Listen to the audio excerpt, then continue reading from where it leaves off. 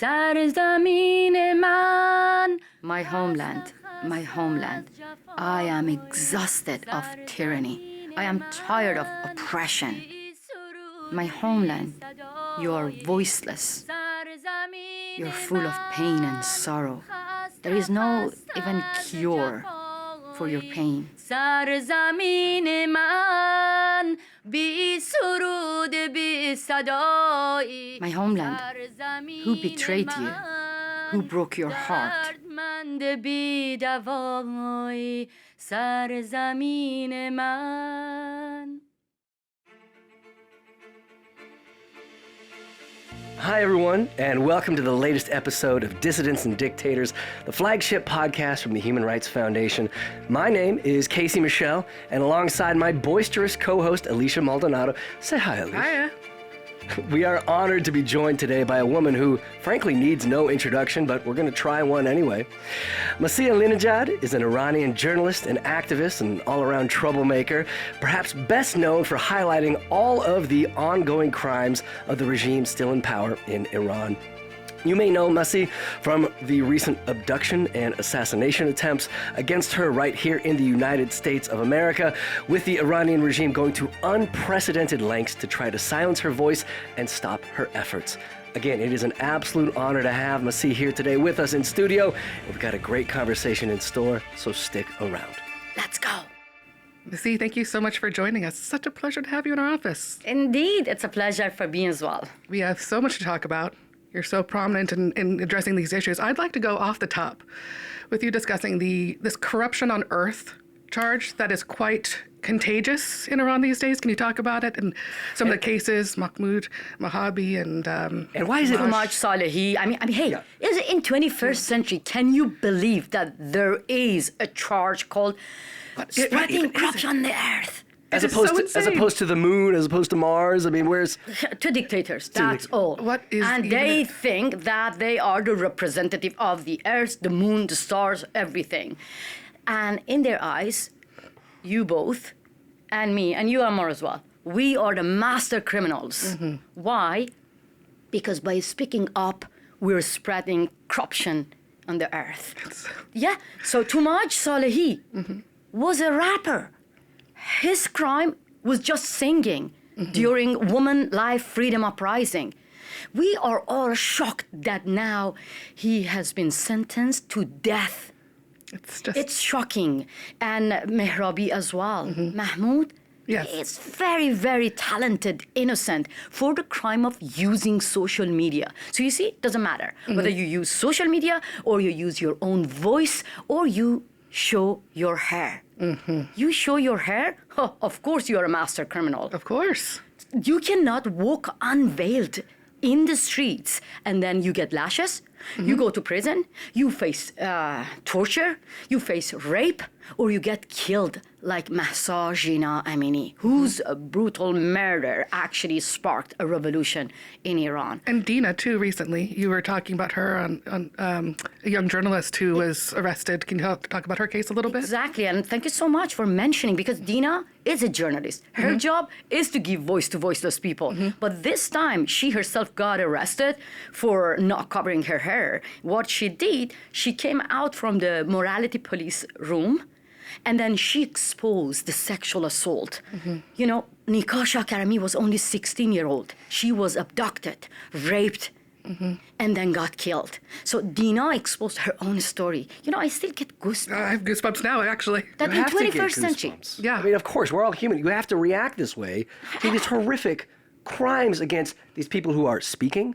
They are, in Tumaj's case, rapping. They are artists. They are posting online. They're making personal decisions about their hair. How can you not have goosebumps? Yeah, and cannot... Look, sometimes I lose words to explain that. Women in Iran get lashes for the crime of just #walking unveiled. Lashes. When they send their pictures, when actually they talk about it, this is another crime, and they go back to jail. As in Dina's case, too. They sent her back to prison as well. In 21st century, being a woman is a crime in my beautiful country, Iran. But what actually gave me power? that the civil disobedience, the resistance, women who lost their eyes, they were shot in their eyes during Women Life Freedom Revolution. So I remembered that when I became Woman of the Year for Time magazine, I just wore a T-shirt full of their photos with one eyes. Now I have them all.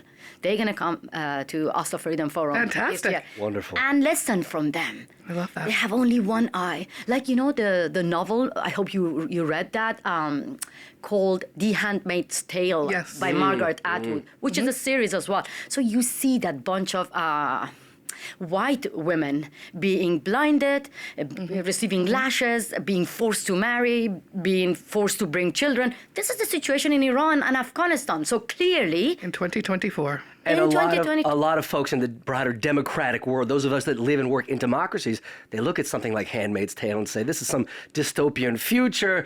God knows this could probably, hopefully never happen here. And yet here we are in 2024. And this is exactly what is happening for these women and these girls still in Iran. Again, just trying to, they're not committing any corruption. They're not stealing money. They're not criminals as traditionally understood. They are walking around unveiled. They are posting. They are speaking their minds. they're going to opinions. stadium. They're going to stadium. And they're What a losing crime. eyes. They're being jailed, sexual assault, rape. You mentioned it. Let me tell you about those women who lost their eyes. Most of them are young and just, ordinary women taking to the street to protest the brutal murder of Mahsa Amini. So think about it. One woman got killed. The other woman took to the street protesting against the unjust killing of their fellow citizen. And now they're all blinded. And what I talk to them and what I hear from them, it just gives me power, that how they learn from their pain to be powerful and strong and like unbelievably fearless. They say that the government could manage to take our eyes away from us, but not hope. Even with one eye, we will see an Iran without Islamic Republic. That kind of civil disobedience is called true feminism in Iran. We talk about this a lot too. The more these authoritarian regimes try to, do what they're doing in Iran, they're creating the very thing that they don't want, which is people who actually have the guts and the strength and the fortitude to stand up against them, to rise up against them. Exactly. So then they have to go overdrive and work even harder to, put the people down. Yeah, like what vicious happened cycle. to Too Much? What happened? From prison, Too Much Salehi, who received death sentence, sent an audio message to outside the world saying that, don't cry for me. Just be as brave as me and protest against this regime. And he even said that I don't want my, followers, especially the youth, mourning for me or crying for me.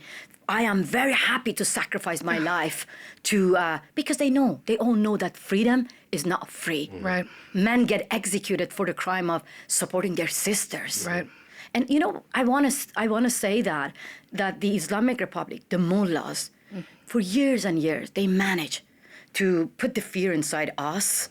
But now they are scared of their own people. Maybe they say death to America, death to Israel, but the biggest enemy for Islamic Republic, for these backward mullahs, are us. Absolutely. Women, the people of Iran. Mahsa, you have been speaking up. You have been writing, investigating, highlighting, communicating to others, again, in the broader democratic world, the crimes of this regime, the crimes of these mullahs. We've been talking about some of the recent cases, Tumaj, these corruption on earth cases. Are you surprised by how, again, very much an outsider's perspective on my end, it seems like things are spiraling right now in Tehran with these mullahs, with these decisions. Are you surprised by some of the decisions the regime has taken in some of these crimes? Are you shocked by it? Or is this simply an extension of what we have seen in the years and decades previous? I am going to be very honest with you. I am not surprised by the regime at all. What makes me surprised and angry is the reaction from the democracies, free country, that those female politicians, high representative of the EU, cutting their hair in solidarity with the women of Iran, but never dare to cut their ties with the killers of those women. That makes me surprised. When I see that the same politicians who say, we stand with the people of Iran, and they do nothing. We don't want you to stand with the people of Iran. Please sit down. Don't want a performance. We don't need a performance. Yeah, sit down with your own allies and make decision to isolate the Islamic Republic. That makes me surprised. What makes me surprised and shocked, the way that Putin, Maduro, Khamenei, dictators from China, some other countries in Latin America, Eastern Europe, Asia, all over the world, dictators are backing each other, supporting each other, voting for each other at the United Nations, which became a place to unite dictators. Right. But democratic countries, they're not supporting each other. They're not good as dictators to be united. That breaks my heart. Why do you think that is? I believe that they think that if they give something that dictators want, they can get away from that. They can negotiate with dictators. Right. This is wrong. Dictators understand only one language of pressure. So, for instance, in my meeting with President Macron, I actually asked the same question, that why you keep negotiating with the Islamic Republic instead of right now recognizing one of the most progressive revolution being led by women in Iran. And he said that, Masih, we have hostages and I am the president. So France is all about diplomacy. I said, no, France is also about revolution. So, and you have to recognize the revolution. And my That's a good brother, point. yeah, Look at and your my history. brother, my own brother, was a hostage in the hand of regime. The Iranian regime put my innocent brother in prison. Why? Because this is their hostage-taking diplomacy. It's not you, President Macron. It's me as well. It's not just President Biden should actually talk to the family members of American citizens or Western citizens how to deal with hostage-taking diplomacy. We, the people of Iran, dealing with these hostage-takers, we never bow to these hostage-takers. For instance, they let my brother go. They let other political prisoners go, and they say that go and ask Masih or go and ask your family members to do this, to do that. Then we're not gonna let you to stay in prison. Definitely, I would say no. I'm gonna be louder. Why? Because this is how hostage-taking diplomacy will fail. But if you give them money, like President Biden did, billions of dollars. So I don't know, 6 billion, more than this. So of course, that's going to send a signal to dictators that, okay, hostage-taking diplomacy works. Unless you are standing up to Continue playing the game. dictators, they will continue pushing and pushing and pushing until they realize there is some kind of pushback that they find, whether it's in the, again, democratic world or among the domestic populace itself. I wanted to mention, Elisha, you talked a moment ago about how dictators, in cracking down on those that are protesting them, all too often end up creating what they want to avoid, whether it's revolution, regime change, upheaval, democracy, you name it. Masih, I wanted to bring it back to your story because you have been on the front end of these efforts time and again. And I mentioned in the introduction your recent abduction and assassination attempts right here in the United States ago. Now, that was a few years ago, and we'll put some links in the show notes if folks want to read more about that. How has your life changed since then? And how has that, I imagine, only deepened your commitment to highlighting the crimes of this regime in Tehran? To be honest, my life is totally turned upside down. You know why? Because I remember the time when I was going to CNN, when the guy got arrested in front of my house with AK-47. I was absolutely broken. People might see me on CNN saying that I have no fear, which I had, long conversation with Thor here at Human Rights Foundation. And he told me, Masih, no, you're braver than this. You can say that you can kill me, but not the ideas. And I said that. I went there because I was surrounded by a lot of good friends and families from HRF. And, but at the same time, I wanted to be honest with everyone who listening to me. So I thought that the time has come to tell everyone that I'm not that brave. I'm scared as well. I have to recognize my fear and frustration. I'm not that person that you see me on CNN. I have to watch over my shoulder.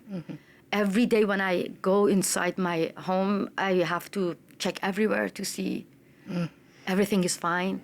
I'm always worried about my son, my stepchildren. I always get really anxious when I get unknown call, maybe someone calling me, what happened to my husband, maybe they killed my husband, maybe they, did something to my family. This is with me. And you know what? Maybe you've heard of the term dead man walking. So it's about those who are on the death row. Right. Those who are very close to be executed. So, but in pop culture, so it evolved to those who live under massive death threats, no? So I think that I am the dead woman walking and talking. And I want to use this opportunity to say that I'm not even alone. I am being surrounded by a lot of dead men, dead women at HRF. When I see that, I'm not alone, so I feel empowered, and I feel like, I'm going to tell you, when I was talking to another dissident telling me that, yeah, I'm living under FBI protection, I was a survivor of assassination plot, immediately I said, oh, I'm so happy. And he was like, what? I said, no, I mean, I'm not happy, but I'm not alone. I'm not alone. So I want to tell you that this is not a path that people like me can fight alone. It's not. When Islamic Republic actually had a plot to kidnap me, when the FBI stopped the kidnapping plot, I thought this is over. But when they came back year after to hire killers in front of my house to kill me, I said to myself that because I was alone, because the US government didn't do anything. If they did, if there was a proper action, that wouldn't embolden the regime to get back with another plot, So for that, I want to tell you that I don't know when they're going to be successful to kill me, because Islamic Republic doesn't like embarrassment. Right. Twice embarrassment is enough for them. They will come back to me. They will come back to Salman Rushdie. They will come back to many other dissidents with the help of Russia, China, all dictators. They are really good at transnational repression. Absolutely. And people like me cannot fight on our own. We need the free world, the democratic countries, to criminalize transnational repression, but to protect dissidents. And they're willing to play the long game too, Well, of course, the Salman Rushdie case, right here also in New York, right here, this was 30, 40 years after. Oh, yeah. When I heard that, I was like, I want to go on the same stage and show the killers that we're not scared of you. But I don't think the organization willing to invite me. Why? I'm telling you. Because sometimes, assassination plot or kidnapping plot, maybe you think it's failed because the FBI stopped that, but there are a lot of organizations, they're really scared of inviting people like me because of the safety of their attendees. Or, even I was invited to a book lunch, to a wedding with friends. Then I was canceled with that absolutely beautiful email saying that we love you, we support you, but we're not as brave as you, and for the safety of our family members, we're gonna, they never use the word cancel, but it's isolating, though. Yeah, and that means dictators can manage to scare people miles away from them. Yeah.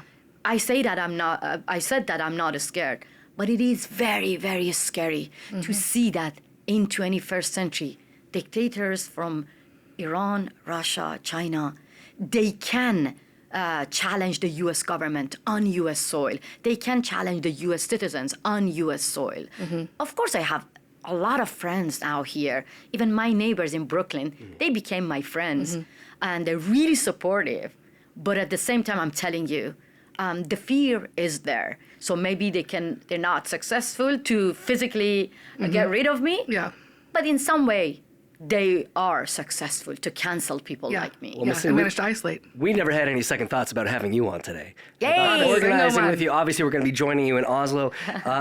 Next month, just a few weeks from now, the We're Oslo always Freedom willing Forum. in your company. Hopefully, plenty of folks will come out for that as well. But Because I love you so much, then I even might be able to share my bullets with you. Well, that's what friends are for. Sharing is caring. But this gets back to what you were talking about earlier about how the dictators are working together, instilling the fear in others that they are alone, that there is no one there to support them, but also that it is the democracies that need to have some kind of unified response, or at least more organized response, to show this kind of unified bloc that the dictators cannot win, will not win. We will protect those that are speaking out against them. And folks like you that have more bravery in their little fingers. And I know you said you're not brave, and that's fine. That you're only human, of course, but you are braver than 99% of the rest of humanity. You get up every day. You have not been silenced. You continue to speak out. And hopefully you see that reverberation. I mean, certainly, again, reading the news, talking about some of these cases, this bravery building upon itself until one day the regime finally falls. Yeah, I mean, I'm being very honest with you. The regime will fall by the hand of the people inside Iran.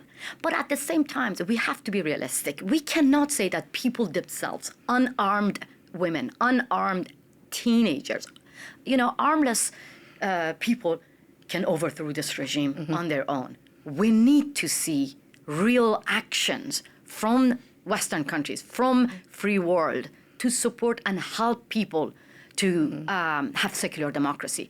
And that doesn't mean I'm asking the Western leaders to come and save us. Not at all.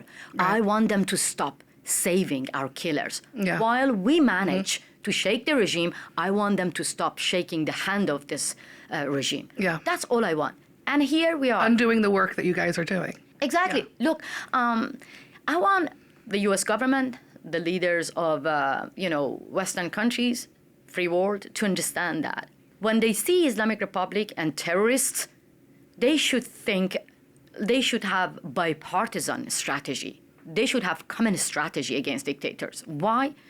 To be honest, because if the Islamic Republic sent killers and want to target American citizens or Western citizens, they never ask you whether you're Republican or Democrat, you're left or right. Never. They don't care whether you support Trump or Biden. They hate you. Yep. They hate democracy. They hate America. So for that, America, the West, must see this as bipartisan act to end terrorism. So I want to actually give you an example, because everyone thinks now this is difficult. And that's actually sad. Because look, I'm a village girl. So I haven't seen my family for 15 years.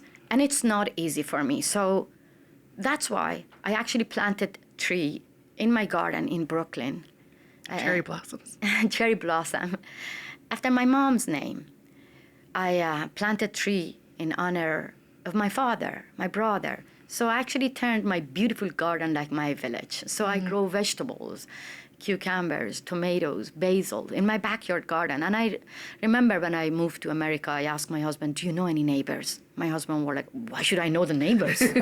I was like, whoa, this is my culture. So I started to knock the door and ask people whether you want to have some vegetables. And then I started to offer them pickles, because I make pickles out, from the cucumbers of my garden.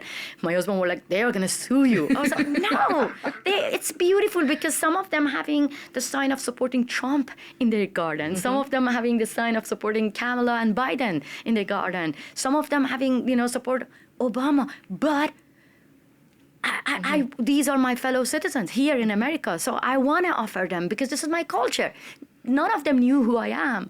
But when I was the target of assassination plot, that time, they were my neighbors, knocking the door, offering me red wine, offering me food. Some of them saying that if you want to hide anywhere, my house.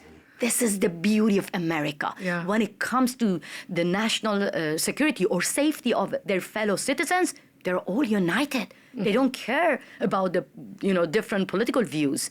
That is the America which became the beacon of hope for millions of people across the globe. But of course, my husband thinks that happened in my neighborhood because of my pickle diplomacy. But I think that a new campaign, Masih. A new campaign. A few pickles can go a long way, absolutely. Maybe I can make pickles for Biden, Trump, Obama, Hillary Clinton, for everyone. Yes. You are welcome to bring pickles to the HRF office. And we will endorse that. We will support that campaign, Happily 100%. So you're supporting my pickle diplomacy campaign? Yes, 100%. America should come up with pickle diplomacy or bipartisan. That's it. Yeah. That's how you you are united against dictators. Otherwise, believe me, dictators will get united and they will end democracy. I love my pickles democracy. No doubt what it's been a success. Pickle democracy, I love. But again, it gets back to this theme that we've been talking about today. Within the dictatorships, you can feel alone. You can feel isolated, like you can't trust your neighbors, like you can't trust the community that's around you. One of the beauties of democracy. And again, I know we're preaching to the choir here, but because you have that sense of community, those people you can trust, you can turn to. Again, there's plenty of reasons to want to prefer democracy over a dictatorship, but that sense of belonging, that sense of community is absolutely one of them right there. This is what is missing now everywhere, that, it's okay that you have different political views. You can challenge each other. You can criticize each other. You take it for granted here, but people in my 100%. Country, they get killed for the crime of criticizing. For a song lyric. Exactly. And I have to say that my dream is to see that one day all the university campuses, streets in New York, in DC, everywhere in the West, is going to be full of people together marching for women of Iran and women of Afghanistan. Because this is another thing that is missing, that a lot of people do not want to talk about girls in Afghanistan, girls in Iran being kicked out from schools for the crime of being girls, being women, being kicked out from their job, being raped, facing rape in prison for showing their hair. Why? Because they think that, that might empower Trump's campaign. Or we should not touch this. It might cause Islamophobia. Believe me, supporting your sisters in Iran and Afghanistan are not going to make you Islamophobic. Here we are. Recently, we launched another campaign, Women of Iran and Afghanistan, and I really want to talk about my campaign because it's very important for me. Yes, please. The campaign called United Against Gender Apartheid. And I'm shocked in my meeting with the leaders of free world. Some of them still don't know that gender apartheid is still not a crime under international laws. Apartheid is, but only racial apartheid. And I'm asking them, so is it okay if women get kicked out from everywhere just because they are women for you? So if it's not, then this is something that everyone can be united. So we clearly asking the free world to join us to expand the definition of apartheid, to include gender as well. And through that, I want to go to Harvard University. I want to go to Columbia University. I want to go everywhere alongside my sisters from Iran and Afghanistan who face rape, who lost their eyes, and educate the youth, the young generation here, to understand that when it comes to be an activist, dissidents, or, a voice for freedom, you cannot be selective. You cannot just say that, I am fighting for this. No, bury your political agenda. When it comes to talk about women's rights, human rights, people should go first. Agreed. And that breaks my heart, that because I joined Women's March here in America, I was very excited. I was shouting, my body, my choice. And then people were repeating, yes, her body, her choice. I was calling my friends in Iran and my family, telling them this is the first time I'm in the street protesting. No one arresting me, no one, What happened? When I reached out to them to join me, help me to have Women's March for women of Iran and Afghanistan, to fight back against compulsory hijab, they were like, shh. In Iran, I was told if I show my hair, I go to hell. In Iran, when I criticize Islamic ideology, I am called muharib and I get executed. My brother from Yemen, he understands me. So we cannot criticize Islamic laws, Sharia laws. We get hanged in my country, in the Middle East. But in the West, I am told that if you criticize Islamic ideology, then you cause Islamophobia. Hey, phobia is irrational. But my fear of Islamic ideology, my fear of Taliban, my fear of Islamic Republic, my fear of ISIS, my fear of Hamas and Houthi is rational. Yeah. And if we want to have peace and security and equality, feminism, dignity across the globe, we must say, let's end Islamic dictatorship. And that doesn't make you Islamophobic, believe me. Right. That only empower your sisters in Iran. Otherwise, you empower our killers to put more pressure on us. Well, it makes you pro-democracy, and it makes you anti-dictatorship, which is what the Human Rights Foundation is all about. Masih, with maybe just a minute or two left, how can listeners follow you more? How can they learn more about what you're doing? How can they support you in ways that perhaps other organizations in the past haven't? First of all, I want all the organizations, all the media, leaders, policymakers to hear my voice and do not cancel us. Do not call us women who experienced Sharia law, Islamic ideology. Do not call us radical. Radicals are those who kill us, Right. who rape us, who target us beyond their own border, who are really good at, using transnational repression as a tool to silence us on U.S. soil, on Western soil. So I want them to understand that we are here, women of Iran, Afghanistan, women and men from all the authoritarian regimes, to not only protect our own countries. No, we want to protect democracy. And that's not going to happen until the day that all the leaders of democratic countries stop appeasing to authoritarian regimes. So they can support Human Rights Foundation, they can support World Liberty Congress, they can support my own organization, My Salty Freedom, or United Against Gender Apartheid campaign. That's how they can empower us, and they can send a signal to dictators that when it comes to support freedom fighters, we are here. We're going to cancel dictators, not those who are fighting against dictatorship. Let's cancel dictators. I'm all in. Yeah, I remember that when the killers got arrested in front of my house, that was the same day I went to, I don't want to name it, one of the big organization here in New York. When they saw my face, they said, "Oh, you're the one wait a minute, I have to make a phone call." And then he came back to me and he said, "Sorry, we cannot have you here because of the safety of our employees." And I was like, wow. Right now I'm here. Ibrahim Raisi is the president of Islamic Republic, being invited by a lot of media. So you don't cancel him, but you cancel me? Unbelievable. That's beyond sad. Let's end this. Absolutely. Let's end that, and let's expand perhaps even pickle diplomacy. Pickle diplomacy. Next time I will bring my pickles. Yes, here. please. Masih, it's been an honor again to have you on today. Elisha, anything else from you? Thank you so much for coming in. The Human Rights Foundation is a nonpartisan, nonprofit organization that promotes and protects human rights globally with a focus on closed societies. We promote freedom where it's most at risk in countries ruled by authoritarian regimes.